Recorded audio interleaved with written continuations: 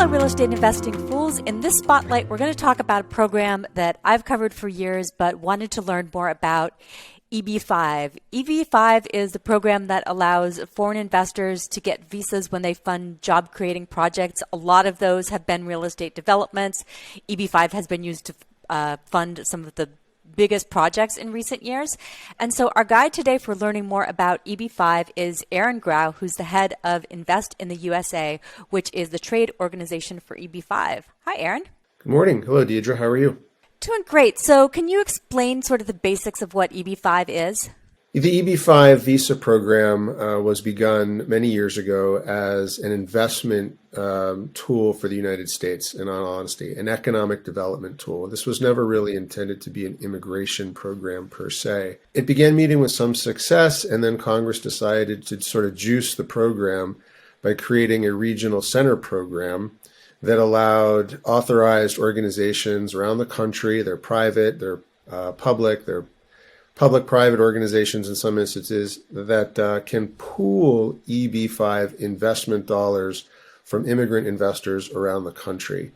And then these regional centers can then make those dollars available as part of the capital stack in any real estate development project, or frankly in any infrastructure or project otherwise. It would simply be a matter of determining the best use of the money and what an investment would look like for the investors. But the dollars that the regional centers pool simply become placed in the capital stack of typically an economic development program, regional real estate development program, and the dollars can be very significant, hundreds and hundreds of millions of dollars. So as I understand it, there's a difference between the EB-5 regional centers and the main EB-5 program, but the regional centers is actually where the bulk of the money is being collected? That's right. So any immigrant investor can apply for an EB-5 visa directly, meaning they take it upon themselves to place the dollars in an economic development project, a real estate development project, and it would be up to them to prove to the Department of Homeland Security that their investment has generated or saved 10 or more U.S. jobs. And there are also several other requirements that go along with making that investment. It can be something of a heavy lift for someone who is abroad. And then they also may or may not have as much insight into their investment itself, into the project itself. It's available to people, however, because of the difficulties. I would say 98, 99% of the investments that go through EB-5 are facilitated by regional centers because they take on the bulk of all of the administrative lift that would allow an investor to demonstrate that his or her investment is meeting the federal requirements, job creation being the biggest one. And that being the case, the regional center program is also responsible for actually placing 98, 99% of this money into projects. And there's special areas for this, right? And there's targeted employment areas, as I understand it, which is, it seems to me a little bit sort of like the opportunity zones, but not quite the same kind of thing. I think from a public policy perspective, you can definitely paint opportunity zones and targeted employment areas as being equivalent. They're definitely not equivalent. The devil's in the details with regards to how opportunity zones are created and how TEAs, targeted employment areas, are created. However, the purpose of a TEA is to incentivize investment into areas that would otherwise not likely receive investment. We're talking about rural communities or urban distressed communities.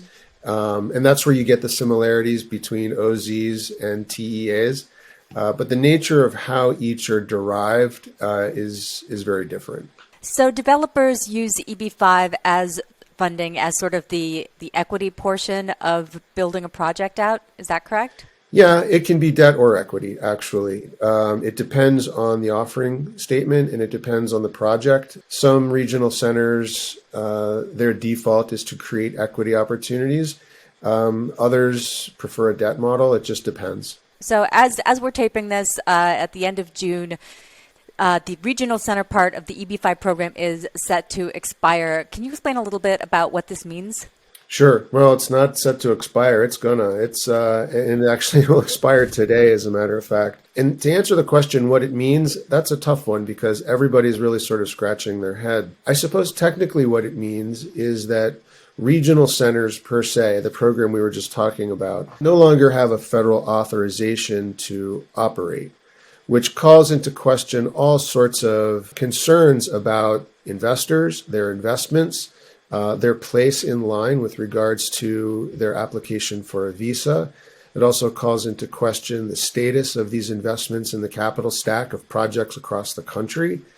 Now, I don't think that when this program expires today at midnight, I suppose, that the bottom immediately drops out. The program is significant, and the federal government realizes its significance. So I'm quite certain that because there has been some precedent in the past for dealing with a lapse in the program, that the U.S. Citizenship and Immigration Service, which is the part of DHS that governs this program, they will be publishing guidance as to how to deal with all the questions that people are starting to ask.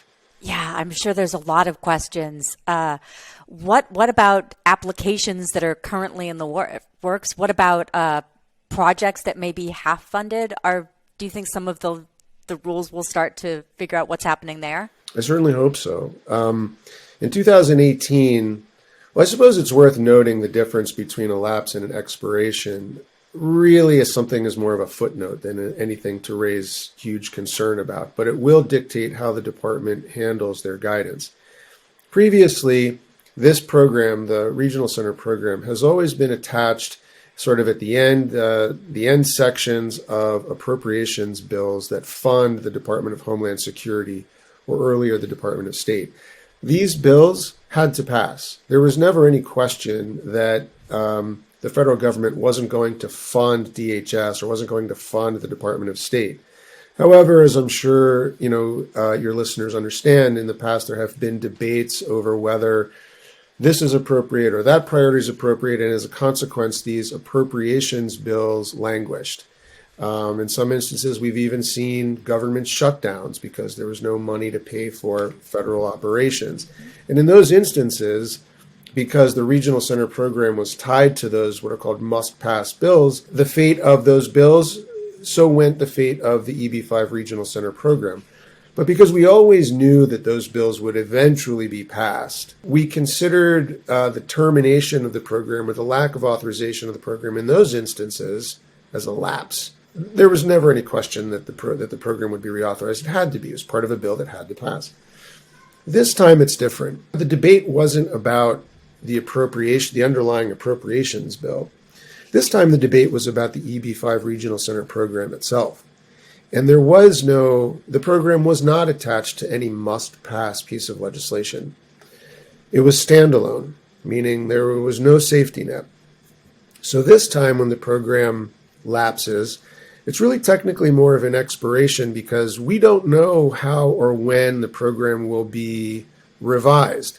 We simply have a great belief that it will be, given all of the questions that are out there and the fact that nobody on Capitol Hill wants this program to go away. So that nuance will come into play as the Department of Homeland Security determines what its guidance this time will be. In the past, they have always held applications that are in the pipeline in abeyance for a reasonable amount of time, easy enough to sort of define or not define because they always knew things would come back. This time, I imagine the guidance will look and feel a little bit different, but I do have confidence that the Biden administration and everyone on Capitol Hill will identify a solution and will get past this hiccup, this setback. So there are a couple of bills in both the Senate and the House to potentially reform EB-5. What's the status of those, and would those eventually, do you feel like those have potential to pass? I do eventually, hopefully this summer, in fact. So on the Senate side, Senator Grassley and Senator Leahy, and they were later joined by Senator Coons from Delaware, they introduced the EB-5 Integrity and Reform Act. It was labeled S-831, just the number it was given.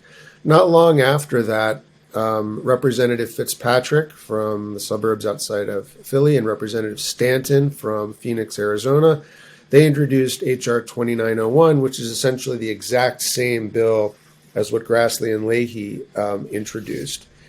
The nature of the bills are simple. The nature of the bills seek a long-term reauthorization of the program so that we don't keep knocking our heads against a brick wall, every year. But it also included integrity measures, or what are colloquially referred to as integrity measures, which are intended to protect good faith investors from any bad apples or fraudulent activity that occur with their money in the United States. And it also provides some reasonable oversight of the program. IIUSA, the organization I work with, we've been firmly behind these since day one, 100%. And it's not because the association doesn't want to address other issues the program faces. For example, this program desperately needs additional visas for its growth, to ease the backlog of visas and applicants that have already made investments. We desperately want to address that, and there are a lot of ways to do it. These bills didn't include that. We didn't like that it didn't include that. But to your point a moment ago, Deidre, there's no other legislation out there. This was the hand that we were dealt. There was no one else to dance with. And Senator Grassley and Senator Leahy and many others on Capitol Hill were very reluctant to address hardcore immigration-related policy issues like the number of visas available in a bill like this, because it would surely become a poison pill. Too many people would just glom onto that and say, we're not addressing immigration policy when we've got the Biden administration's comprehensive immigration policy coming down the road. We're just not going to do it. So when IIUSA realized that we had one pathway, just one, to secure that reauthorization that we desperately need, we acquiesced to those concerns and we backed S831 and HR 2901. It may be that in negotiations that will start hopefully after the 4th of July recess, when there's a realization that we told you so, that this thing was going to expire, that there may be some willingness to address additional issues that would improve the program, and we certainly hope so. But for right now, those two bills are right where they were when we left them. 3 sponsors on the House, 3 sponsors in the Senate, 25 or so in the House, both bills bipartisan. So EB-5, it seems like, has been a little bit controversial, partly immigration controversial the last few years, but also the idea of, is it being used in the way that it's supposed to be? Same thing that we've seen with opportunity zones. Is it benefiting the areas that it's supposed to? Is that something that you're addressing? I know there have been some plans that failed, like the Staten Island wheel, for example, that used EB-5.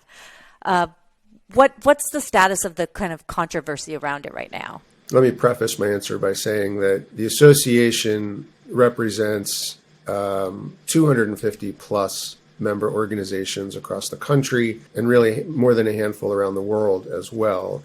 And so it goes without saying that we represent urban interests, we represent rural interests, we represent the gamut of the industry in the EB-5 community. So to say that we fall on one side or the other would be a complete mischaracterization. That said, there is a constant debate that IIUSA is a part of as to whether or not the dollars are flowing to the places that are most in need. And I would argue that Senator Grassley and Senator Leahy, both coming from fairly rural states, right, Iowa and Vermont, that they see that realization and they would like some of the dollars to be used to improve their communities in their states. It all boils down to the definition of a targeted employment area.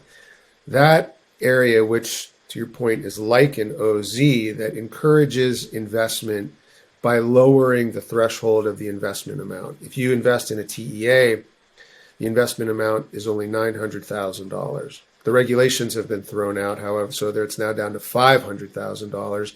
And to invest in something that's not a TEA will cost an investor significantly more.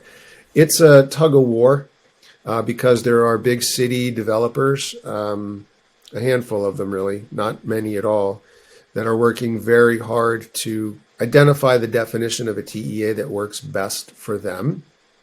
And that's certainly their prerogative, and they have the ability to do so. But we definitely feel that a handful of big city developers should not be the ones determining policy for the rest of the country. And as I said, IIUSA represents regional centers and developers in a lot of big cities, including New York and Miami and Houston and Dallas and LA and Seattle. We are not, simply towing the line for the little guy, although we do. It's just that there are a small handful, 2 or 3 maybe, big city guys that feel differently. And so we're working hard to be sure that things are equitable across the board. Makes sense. So when I was doing some research on EB-5, I noticed that there's a lot of other countries that have similar programs to encourage development. So is having EB-5, is it considered a competitive advantage for the U.S.? I would think so. I would like to hope so. I mean, what we're talking about here is non-tax revenue that's built into the capital stack of economic development or real estate development projects that otherwise would not be available to developers, but for the interest in these immigrant investors coming to the United States. Not only that, but once an immigrant investor has a green card, has gone through the process, demonstrated job creation, 100% of his or her global assets become taxable to the United States. So you're not just talking about an initial investment. You're talking about ultimately expanding the tax base considerably for the government. Is that a good thing for the United States? Yeah, it definitely is. And, Congress recognized that early on because, as I said, when we started, this is an immigration program, yes, because it facilitates a visa, but it's an immigration program painted with an economic development brush. This was not something that was created for the purposes of facilitating, mass immigration to the United States. This was done for the purposes of leveraging those dollars. And it's doing a fantastic job. I mean, over $40 billion into the U.S. since its inception, the Regional Center program. So, yeah, it's definitely a competitive advantage for the United States. And we need to recognize there are other countries out there with these programs as well. So. Excellent. Yeah, really good point on the tax base there. Final question for you. Foreign real estate investment dropped in 2020, Great. Of course, because of the pandemic. What are you seeing right now in terms of foreign real estate interest in investing? And do you think that's part of, what might be next for EB-5? Is that there is that kind of money waiting to invest here? Well, we think there is that money waiting to invest. We've recognized the downturn as well. A lot of it's been because of COVID. I think a lot of it has been because the program itself has sort of been, I don't want to say in turmoil, but we have been going through these debates with regards to the Regional Center program. And so people are probably hanging tight before they make an investment. But we do see a lot of money on the sidelines. The anecdotal evidence that we have is that even at the $900,000 level, there is a huge interest from places across the world in investing in the United States if we can reduce the wait time that people have. And that's a big if. And there are a lot of ways to do that. We can certainly work with USCIS to help their processing times. We can certainly identify ways to increase the number of visas so that people get visas more quickly. And as I said, those are both things that we are committed to working on and simply couldn't do because of the parameters of this last bill negotiation. But we do see a lot of money on the sidelines, a lot of money that's ready to come into the country, but we need a program in order to facilitate it. And that's what these negotiations starting Tuesday are all going to be about. Excellent. Well, thank you for your time today, Aaron. I think you really helped me understand this, and I think listeners will benefit too.